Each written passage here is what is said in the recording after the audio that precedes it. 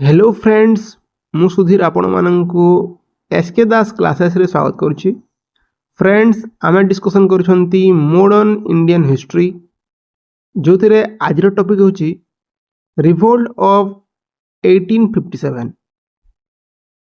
Friends, आपण माने 1857 रो revolt विषय रे अनेक जिंस जानिछंती।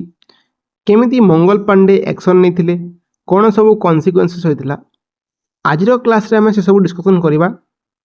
ता सहित आमे आउ मध्य किछि अधिक जिंस एई क्लास रे डिस्कशन करिबा, जोथिरे आपण माने कंप्लीटली रिवोल्ट ऑफ 1857 विषय रे जानि पारिबे।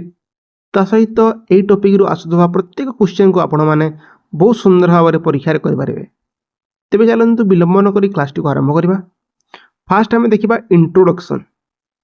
The revolt of 1857 was the first major and widespread uprising against British rule in India. It is also called the First War of Independence, the Sepoy Mutiny, or the Great Revolt of 1857. It began on 10th May 1857 in Meerut when Indian soldiers or Sepoy rebelled against the British officers, and soon it spread to many parts of the northern and central India. Friends, revolt of 1857 British शासनर गोटे मुख्य आउ widely spread action थिला, जोटा कि बहुत भाव में British साम्राज्य को क्षति पहुँचाई। यह को आमे फास्ट वार ऑफ इंडिपेंडेंस भी कही था, द सिपोई म्यूटिनी भी कही था। आउ केते लोग यह को द ग्रेट रिवोल्ट ऑफ 1857 मध्य कही थांती। यह आरंभ होइतिला 10 मे 1857 रे मेरठ रु, एवं यह धीरे धीरे mostly northern and central Asia रे व्यापी जाइतिला। एबे देखिबा एहार कजेस। फास्ट देखिबा पॉलिटिकल कजेस, माने राजनीतिक कारण सब कोन थिला। फास्ट पॉइंट हेउची the policy of annexation, doctrine of lapse by Dalhousie.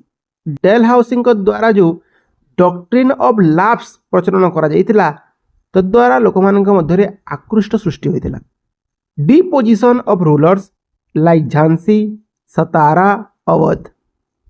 जो झांसी, सतारा आ अवध रूलर्स मानकु डिपोजिशन करागला, कंट्रोल करागला, तद्वारा लोकमानक मध्य और से रूलर मानक मध्य आकृष्ट सृष्टि होइतिला। Loss of power, prestige and respect of Indian kings. से माने तांकर रेस्पेक्ट, प्रेस्टीज और पावर को हरै बसिथिले, तद्वारा ब्रिटिश मानक उपरे एही रूलर मानकर आकृष्ट सृष्टि होइतिला। नेक्स्ट आमे देखिबा इकोनॉमिक कजेस।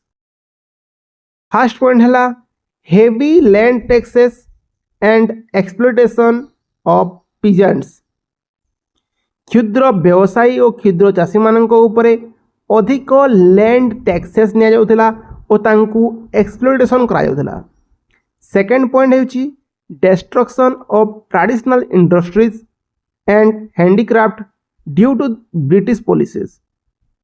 जो ब्रिटिश रो पॉलिसी द्वारा आमर जो कौलिक वृत्ति थिला बा आमर देशीय जो इंडस्ट्री गुड़ा थिला सेटा ध्वंस प्राप्त हैला। थर्ड पॉइंट हेउची drain of wealth to England. British माने कोन करथुले, भारत रु अनेक टैक्स कलेक्शन करथुले, भारत रु बहुत पैसा इनकम करिकी से माने लंदन को नहीं पलुथुले। भारत रे से माने कोनोसी प्रकार इन्वेस्टमेंट कर नथिले, तद्वारा लोक मानक उपरे, क्षुद्र चाषी मानक उपरे, छोट बिजनेसमैन मानक उपरे गोटे खराब प्रभाव पड़िला। नेक्स्ट आसिला social and religious causes.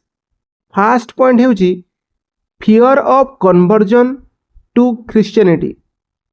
British मानक समय रे बहुत लोगों को ख्रिश्चियनिटी रे कन्वर्ट करागला। Interference with Indian custom tradition and caste system. British माने भारतर कास्ट सिस्टम उपरे ट्रेडिशंस उपरे आ कस्टम उपरे इंटरफेरेंस करुଥିଲେ। थर्ड पॉइंट हेउची introduction to western education and reforms against practice like sati and child marriage which were seen as attack on tradition। जेतेबेले भारत में ब्रिटिश माने ट्रेडिशनल एजुकेशन बदल रे वेस्टर्न एजुकेशन को प्रचलन कले जद्वारा कि ख्रिश्चियनिटी बहुत जोर प्रभावित कला भारतर ट्रेडिशनल कस्टम उपरे। ता सहित से माने डायरेक्टली इंटरप्ट कले भारतर केतेक प्रैक्टिस जोड़ा कि सती प्रथा है कि चाइल्ड मैरेज है ता उपरे इंटरप्ट कले। तो लोक मैंने भाविले ब्रिटिश माने आमर ट्रेडिशन को डायरेक्टली अटैक करुछन। नेक्स्ट आसिला मिलिटरी कजेस। फर्स्ट पॉइंट हेउची ill treatment of Indian soldiers compare to British soldiers. माने भारतीय सैनिक अपेक्षा ब्रिटिश सैनिक मानू से माने अधिक प्रायोरिटी देउथिले प्रमोशन देउथिले। भारतीय सैनिक मानू से माने अवहेला करुथिले। तो एथिप्रति सैनिक मानक मध्य ब्रिटिश मानक उपरे घृणा भाव आसीगला। नेक्स्ट पॉइंट हेउची low salary and discrimination. British मानक अंडर रे काम करतवा भारतीय मानक कम सैलरी दिया होतला ओ ब्रिटिश मानक अंडर काम करतवा ब्रिटिश मानक भारतीय मानक अपेक्षा अधिक सैलरी दिया होतला जद्वारा वर्कर मानक और ब्रिटिश मानक मध्य रे गोटे गैप सृष्टि हैला बा खराब भाव सृष्टि हैला।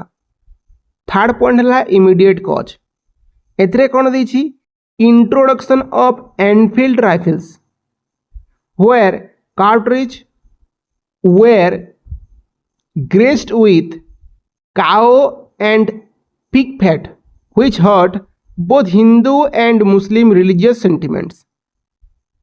माने एथिरे हमें कौन बुझिले से समय रे गोटे एनफील्ड बंदूक प्रचलन होइतिला जेउथिरे कि बारूद को भरिबा को पड़ुथिला। बारूदर पैकेज को मुहरे खोलिया को पड़ुथिला जेउथिरे कि गाई और घुसरीर चर्बी लागिछि बोली प्रचलित होइतिला। यह उभय हिंदू और मुस्लिम रिलीजियस सेंटिमेंट्स को हट करथिला। एमिति सबू कारण द्वारा 1857 रो रिवोल्ट होइतिला।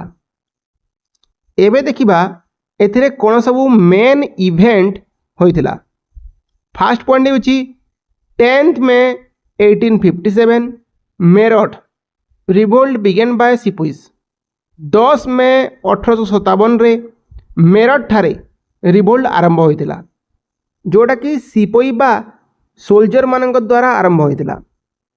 सेठी मंगल पांडे नामक जने ब्राह्मण सोल्जर तांकर ब्रिटिश सुपरियर ऑफिसर दुईटी को एनफील्ड बंदूक द्वारा गोली करी हत्या कर देथिले। नेक्स्ट पॉइंट हेउची Delhi revolt spread to Delhi. Bahadur Shah second last Mughal emperor was declared the leader. तापरे सेई सिपोई माने कोन कले दिल्ली रे थिबा बहादुर शाह सेकेंड को निजर लीडर भाव रे मनोनीत करदेले।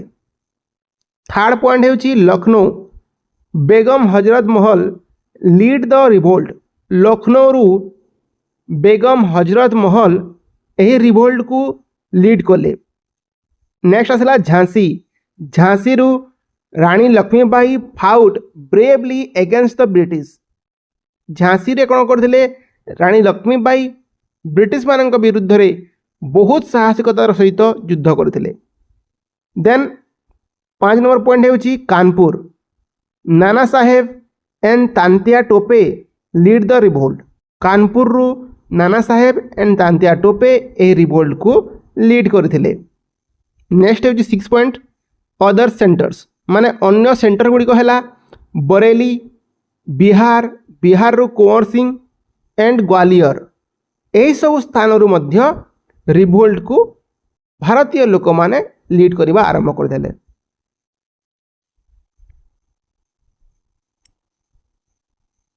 मेन लीडर थिले कि किए थिले दिल्ली रे बहादुर शाह सेकेंड, कानपुर रे नाना साहेब एंड तांतिया टोपे, झांसी रे रानी लक्ष्मीबाई, लखनऊ रे बेगम हजरत महल, बिहार रे कुंवर सिंह। यही जो रिभोल्ट है यार रिजल्ट कौन है?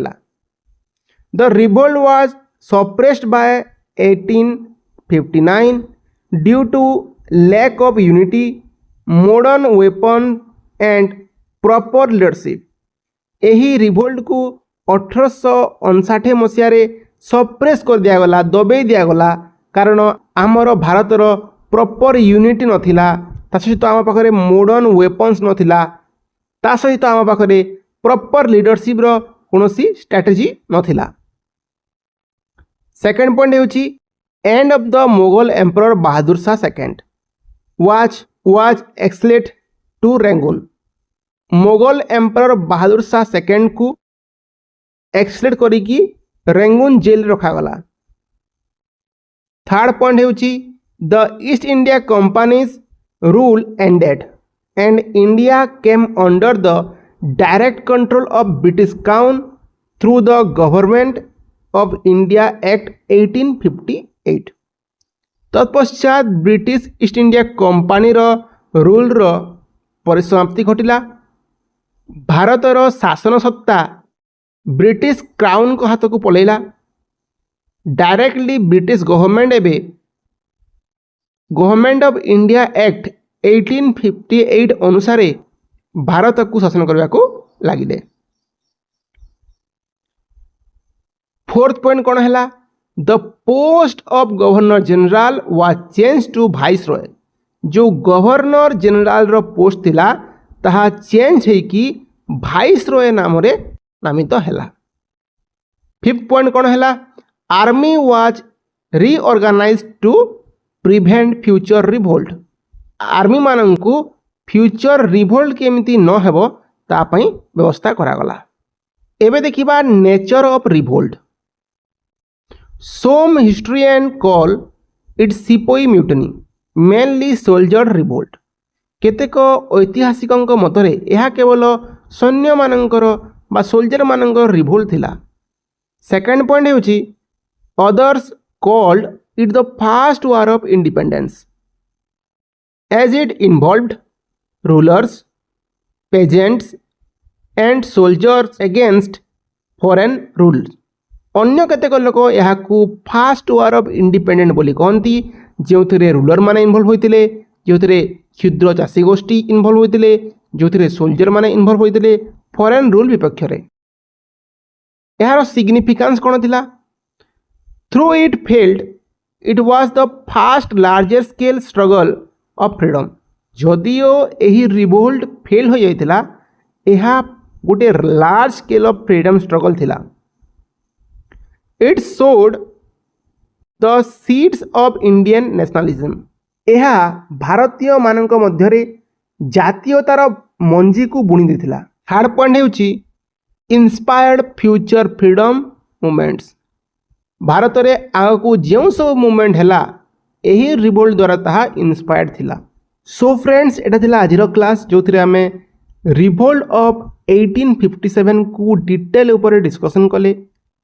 मु ऑलरेडी ब्रिटिश क्राउन रो अंडर थिबा जनरल वाइसरॉय मानकर अर्थनैतिक, सामाजिक और शिक्षा क्षेत्र में कौन सब काम करा जाइतिला तार दुईटी क्लास तैयारी कर देछि। आपण माने सेही क्लास देखि दियंतु। नेक्स्ट क्लास रे हमें गांधीयन एरा को डिस्कशन करिबा। जदि क्लास टी आपण मानकु भल लागिला ताले वीडियो को टिके लाइक शेयर कर देबे और एमिति इंटरेस्टिंग वीडियो देखिया पई आमरो चैनल रे जोड़ी हुई रहिबे। देखा हवा गोटे सुंदर क्लास रे। Stay connect.